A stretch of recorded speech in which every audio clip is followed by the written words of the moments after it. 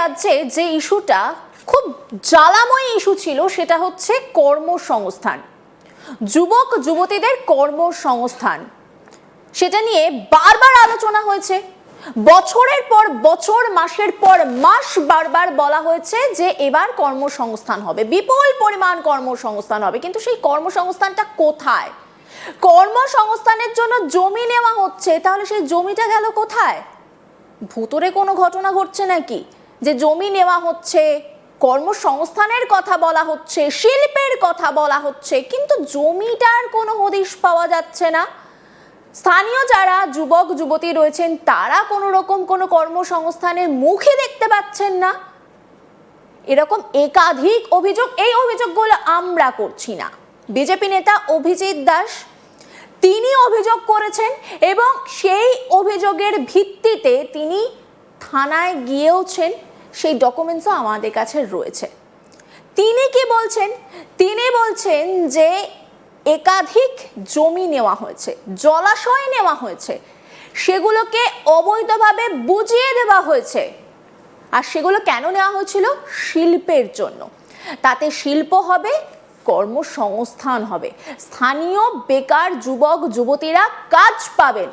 কিন্তু কোথায় কোথায় সেই কর্মসংস্থান? স্থানীয় যারা বেকার যুবক যুবতী রয়েছেন তারা কি একবারের জন্য তার মুখ দেখতে পেয়েছেন? দেখেছেন? তারা কি কাজ পেয়েছেন? এই প্রশ্নগুলো জোরালো হয়েছে দিনের পর দিন, বছরের পর বছর। সরকারের পালা বদল হতেই এবার একের পর এক অভিযোগ সামনে আসছে। এবার আপনাদেরকে একটুখানি দেখাবো যে কি পরিমাণ সেই জমির রূপ পরিবর্তন হয়েছে। রূপ পরিবর্তন হয়েছে সেটা কিভাবে আমরা বুঝছি? স্যাটেলাইট ইমেজের মাধ্যমে বুঝছি।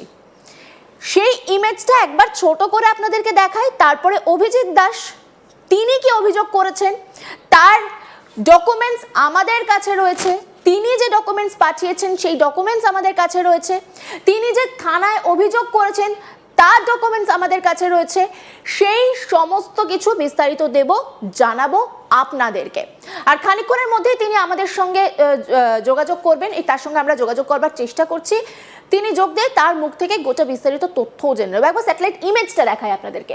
2015 সালটা দেখবেন। 2015তে আমাদের রাজ্যে কোন সরকার রয়েছে?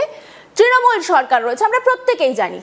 আর সেই সময় ইমেজটা কিরকম রয়েছে দেখুন। সেই সময়ের ইমেজ ঠিক এই জায়গাটা আপনাদেরকে দেখাবো।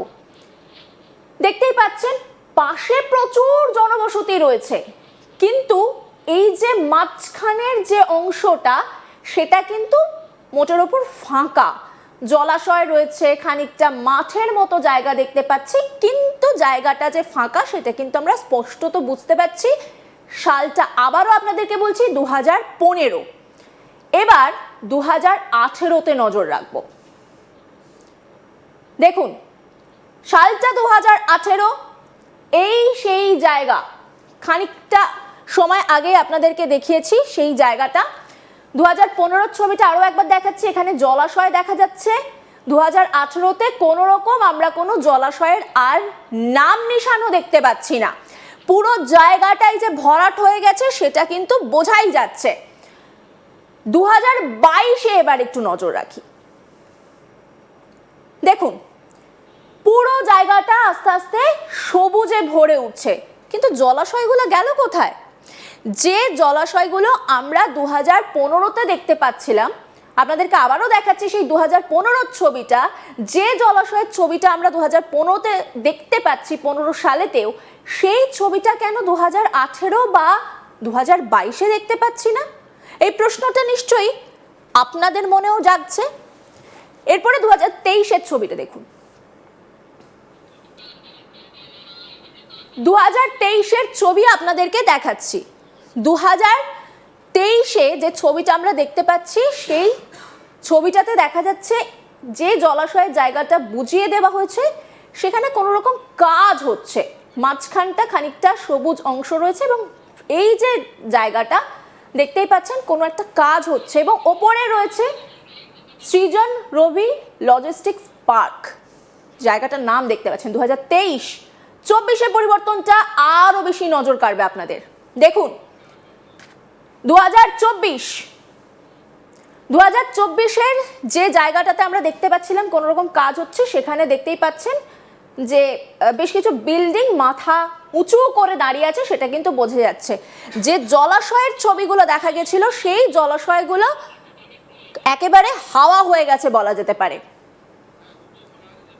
2025-এর ছবিটা দেখুন। 2025-এ কোনো রকম কোনো জলাশয়ের নাম নিশানও নেই, সব জায়গায় বিল্ডিং মাথা চাড়া দিয়েছে বলা যায়। আর 2026-এর ছবিটা, মানে বর্তমান সালের যে ছবিটা, এটা হচ্ছে সেই সম্পূর্ণ ছবিটা। আর এই যে ছবিটা দেখাচ্ছে, এটা হচ্ছে স্যাটেলাইট ইমেজ। অভিজিৎ দাস তিনি একটি ডকুমেন্টস পাঠিয়েছেন, সেই ডকুমেন্টসটাতে আগে শুরুতে নজর রাখি, তারপরে তিনি যে অভিযোগ করেছেন এবং সেই অভিযোগ তিনি থানায় জানিয়েছেন, সেই পেপারটাও আপনাদেরকে দেখাবো। দেখতেই পাচ্ছেন অভিজিৎ দাস ববি। অভিজিৎ দাস ববি তিনি কি প্রেস রিলিজ করছেন দেখুন। প্রেস রিলিজটা আপনাদেরকে দেখাচ্ছি। সেখানে বলা হচ্ছে, মহেশতলায় শিল্প ও যুবকদের কর্মসংস্থানের জন্য অধিগৃহীত 52 বিঘা সরকারি জমি ও 11টি সংরক্ষিত জলাশয় বেআইনিভাবে লোপাট করে সৃজন রবি লজিস্টিক পার্ক গড়ার মেগা স্ক্যাম। তৎকালীন যিনি ডিএম ছিলেন, এডিএম ছিলেন, এসডিও ছিলেন, শীর্ষ আমলা ও প্রভাবশালী রাজনৈতিক নেতৃত্বের বিরুদ্ধে মহেশতলা থানায় 15 জন অভিযুক্তের নামে তিনি অভিযোগ দায়ের করেছেন। একথা আমরা বলছি না, বলছেন অভিজিৎ দাস। তিনি বলছেন তিনি ইতিমধ্যেই কিন্তু অভিযোগ দায়ের করেছেন এবং তিনি স্পষ্ট দাবি করছেন, শিল্প ও যুবকদের কর্মসংস্থানের জন্য যে জমি দেওয়া হয়েছিল, সরকারি জমি, 52 বিঘা সরকারি জমি এবং তার সঙ্গে 11টি সংরক্ষিত জলাশয়, যে জলাশয়টা আমরা দেখতে পেয়েছিলাম 2015 সালে। এই যে দেখুন, জলাশয়টা দেখা যাচ্ছে, তার পাশে জমিটা দেখা যাচ্ছে, 52 বিঘা জমি এবং 11টি জলাশয়, যা পরবর্তী সময়ে আর দেখা যায়নি। পরবর্তী সময়ে আমরা দেখেছি যে সেগুলো রীতিমতো বিল্ডিং হয়ে গেছে। 2024-এর ছবিটা, 25-এর ছবিটা আপনাদেরকে দেখাই। দেখতেই পাচ্ছেন এখানে কোনো জলাশয়ের নাম নিশানও নেই।